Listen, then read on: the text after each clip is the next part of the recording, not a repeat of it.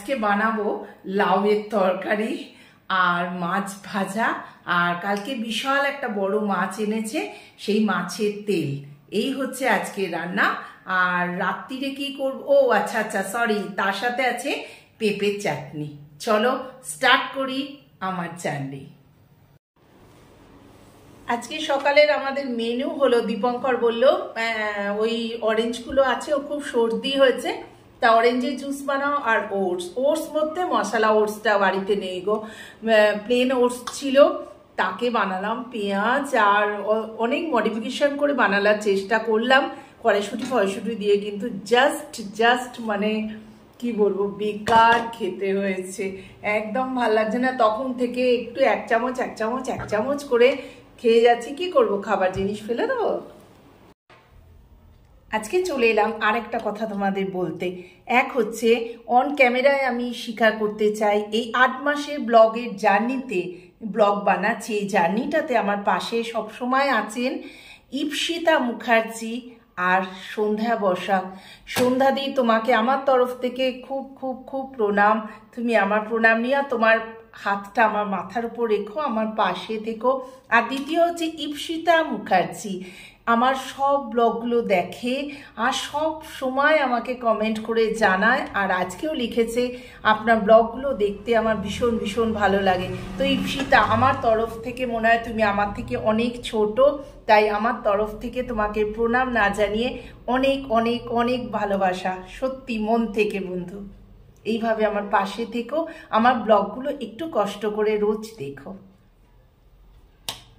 Good morning everyone, আমি আবার নতুন একটা ব্লগ নিয়ে চলে এসেছি। সকাল ব্লগটা স্টার্ট করতে পারিনি, এতটাই বিজি ছিলাম।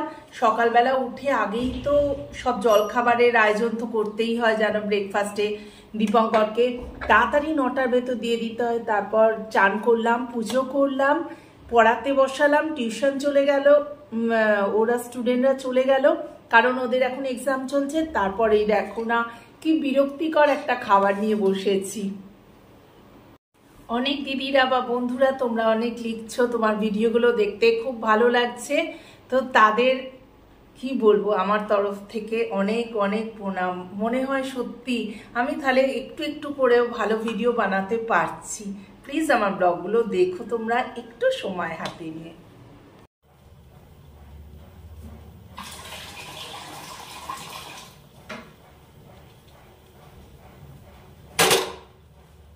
চলো ভাতটা বসিয়ে দিই।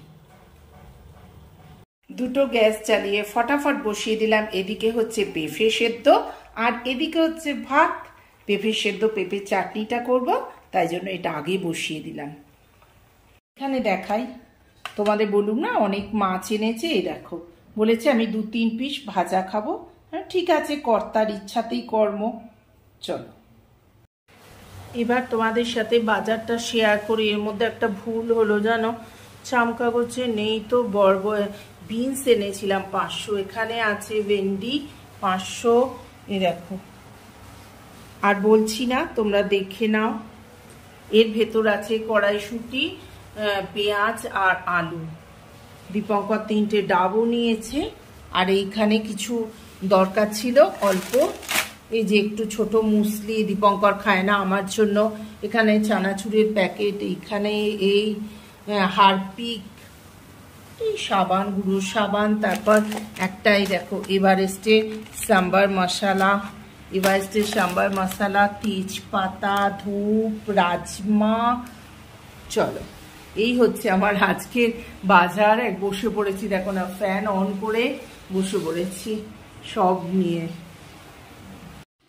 আজকে সন্ধেবেলায় ফাঁকিবাজি করে ডিনারটা সেরে দিলাম।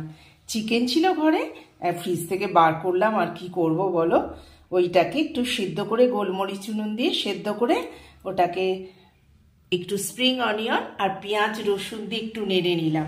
আর দীপঙ্করের খাবার রেডি হয়ে গেছে, 4 পিস পাউরুটি, অবভিয়াসলি এখন মাখাতে হবে।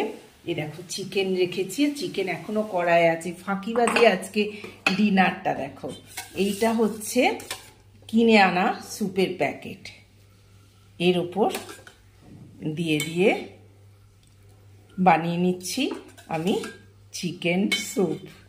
কি কিরম ফাঁকিবাজি না? না গো, খারাপ দেখতে লাগেনি, দারুণ লাগছে। একটু চিকেনটা সাইডে দিলাম, বেশি ছিল তো দীপঙ্করকে একটু দিলাম, ও চিকেন ভালোবাসেই। দেখো দিয়ে লাগছে না আমার সত্যিকারের চিকেন স্যুপ।